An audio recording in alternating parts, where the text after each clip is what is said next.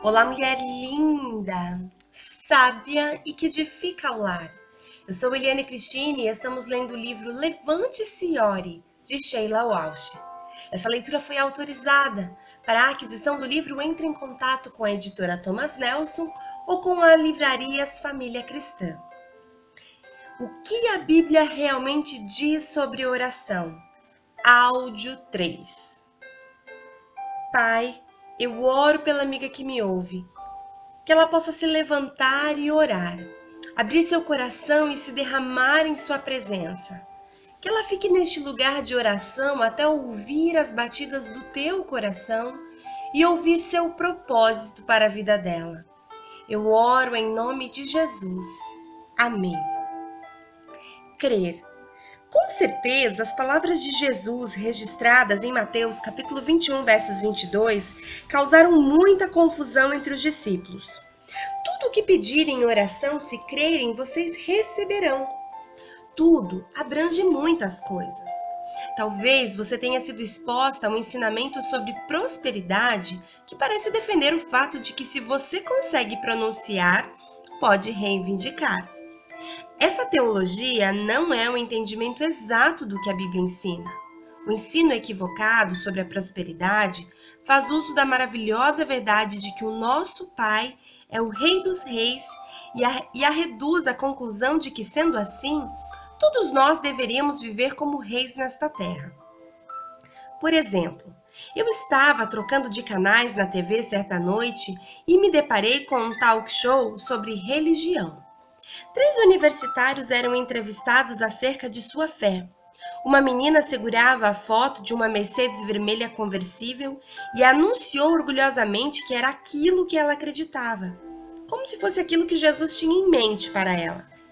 Contudo, além das interpretações errôneas e autoindulgentes desse versículo, encontra-se um clamor do coração muito mais sério por parte daqueles que anseiam que Deus intervenha quando a vida estiver desmoronando e que não conseguem entender por que parece que Ele não ouve suas orações. De 1987 a 1992, fui co-apresentadora do Clube 700 com o Dr. Pat Robertson. Recebi centenas de cartas dos telespectadores que tinham dificuldades com o entendimento da oração. Diziam coisas do tipo: orei com fé para que meu marido fosse curado do câncer, mas ele morreu. Onde foi que eu errei?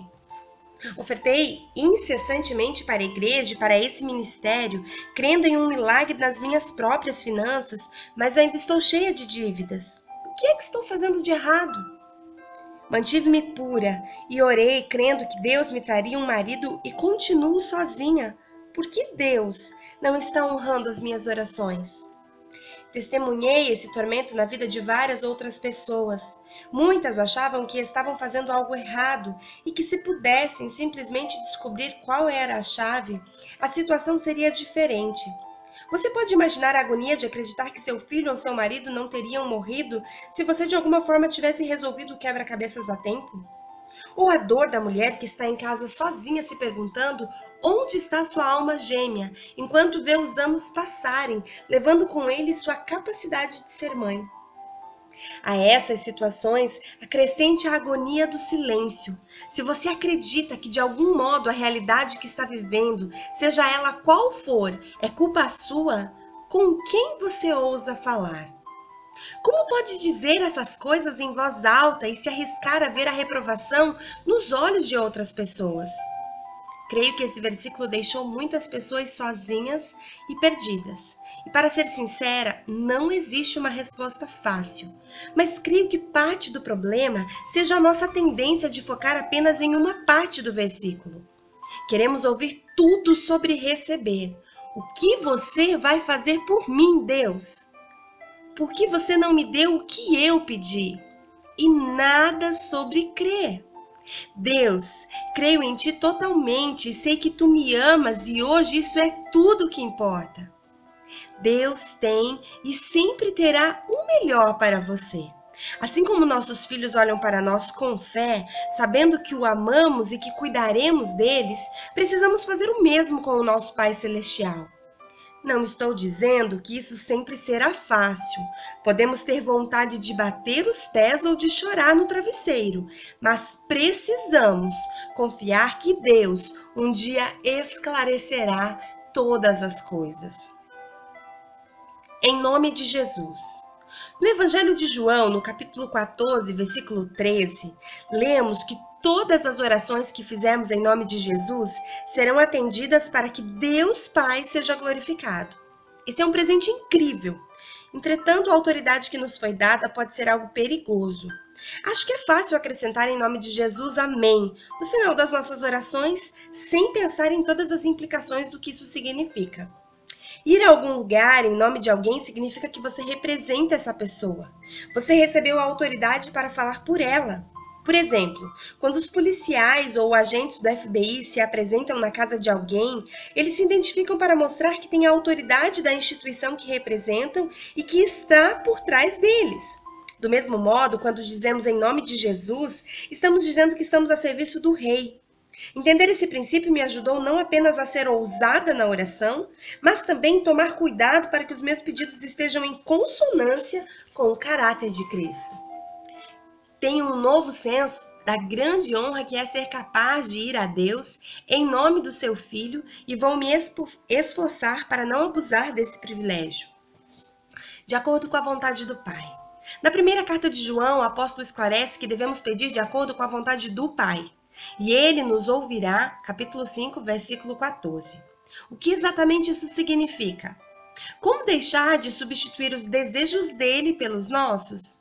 E mais, como saber qual é a vontade do Pai em determinada situação? De acordo com o meu entendimento, pareceria sempre a vontade de Deus curar uma criança ou restaurar um casamento destruído. Um milagre assim não glorificaria a Deus? E quanto a uma criança que faz uma simples oração de fé em nome de Jesus? Com certeza, Deus atenderia essa oração. Meu filho enfrentou esse dilema de partir o coração quando tinha apenas 4 anos.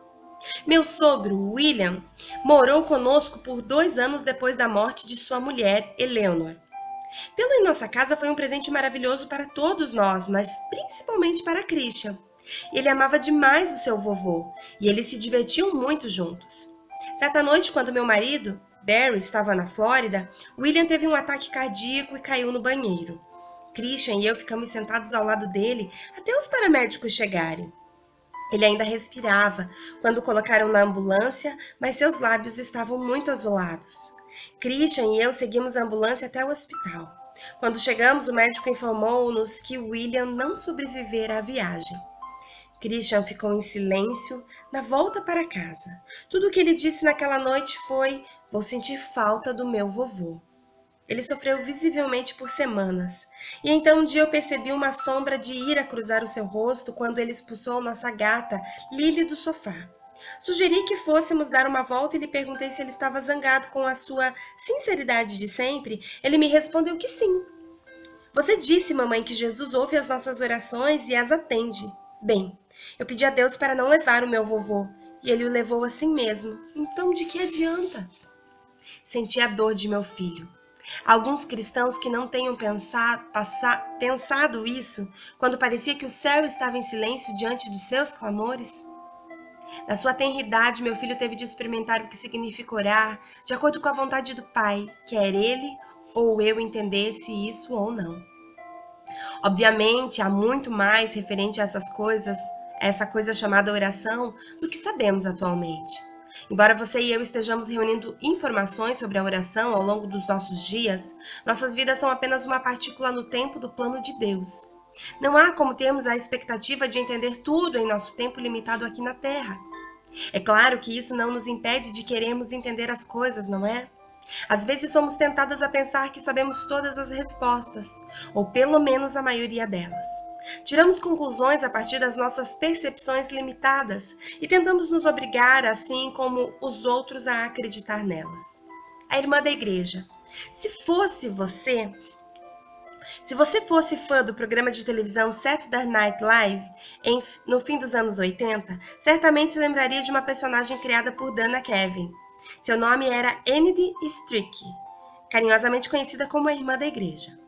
Ela era a apresentadora muito delicada, correta e temente a Deus de um talk show chamado Conversa de Igreja. Enquanto entrevistava as celebridades, a senhora da igreja usava seu púlpito para criticar o comportamento ímpio delas. Kevin diz que fundamentou a personagem nas mulheres que ele via na igreja, a qual frequentava quando era criança e que controlavam a presença dele e de outros.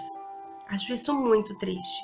Pergunto-me quantas pessoas encontraram uma irmã da igreja quando eram pequenas e, por causa da visão estreita dessa pessoa, pensam que Deus as julga de acordo com a frequência delas na igreja, ou que ele responde às suas orações com base na obediência delas, a regra definidas pela cultura mais do que pelas escrituras. Não consigo imaginar quantas pessoas gostariam de abrir o coração para alguém assim. Nas mãos de alguém como a senhora Enid, a oração é uma arma para ser usada contra as pessoas. Ataque-os, Deus. Orar nem sempre é fácil, nem sempre é prazeroso. E não, nem sempre receberemos o que esperamos como resultados desse diálogo. O que eu rejeito firmemente, porém, é a ideia de que Deus é um cruel criador de quebra-cabeças que fica olhando com imparcialidade para ver se conseguimos entender as coisas a tempo. Essa ideia vai contra toda a história revelada pela palavra de Deus. Desde as primeiras palavras do Gênesis até a gloriosa conclusão no fim do Apocalipse, o que flui de cada página da Bíblia é uma grandiosa aventura de oração. É uma história de amor sobre um Deus que escolhe o relacionamento acima da obediência cega, que permitiu que seu único filho fosse torturado e morto para que você e eu pudéssemos ser limpas do pecado que nos separa dele. Deus não tortura o seu povo amado. Deus chama por ele.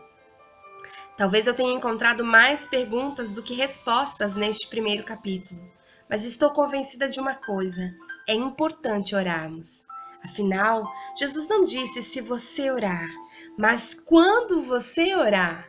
Mateus capítulo 6, versos 5. Em Jesus amigo temos, mais chegado que um irmão. Ele manda que levemos tudo a Deus em oração.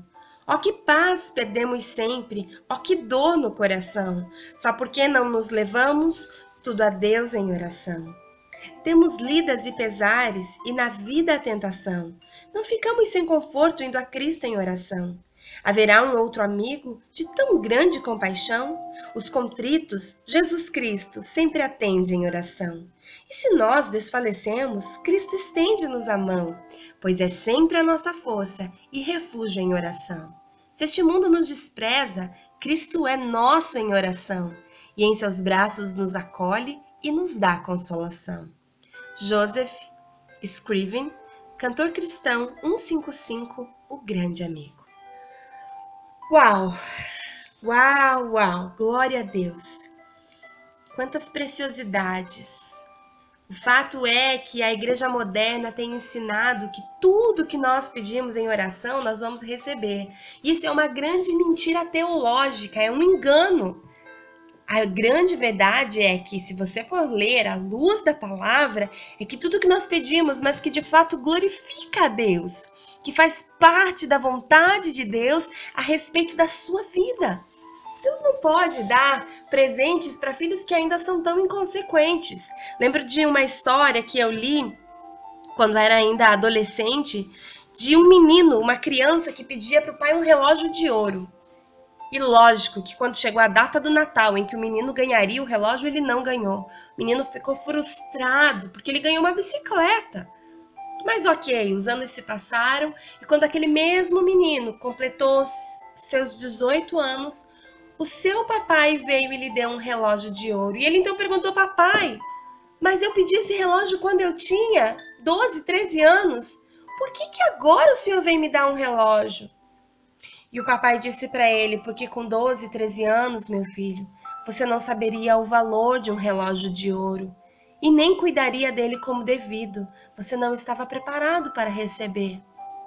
O grande fato é que muitas coisas nós não recebemos porque nós não estamos preparadas para receber, ou porque de fato não são vontade de Deus. Então, nós sempre falamos que Deus ele tem 3 respostas: sim, não e espere. Eu não sei qual é a resposta de Deus na sua vida, mas que você tenha um coração agradecido por ouvir a voz de Deus. por aguardar a promessa do Senhor a respeito da tua vida. E a promessa dele é vida de paz, de contentamento, na sua presença, necessidades supridas. Necessidades supridas. Sabe, há um segredo aqui poderoso no livro de Mateus, no capítulo 6, verso 5, porque Jesus, ele não diz a você ele não diz se você orar, porque na verdade ele tem expectativa de que você vai orar. Ele espera esse relacionamento, ele almeja esse relacionamento e pode ter certeza que nesse relacionamento você vai colher frutos que em nenhum outro você seria capaz. Um grande beijo e até o nosso próximo áudio.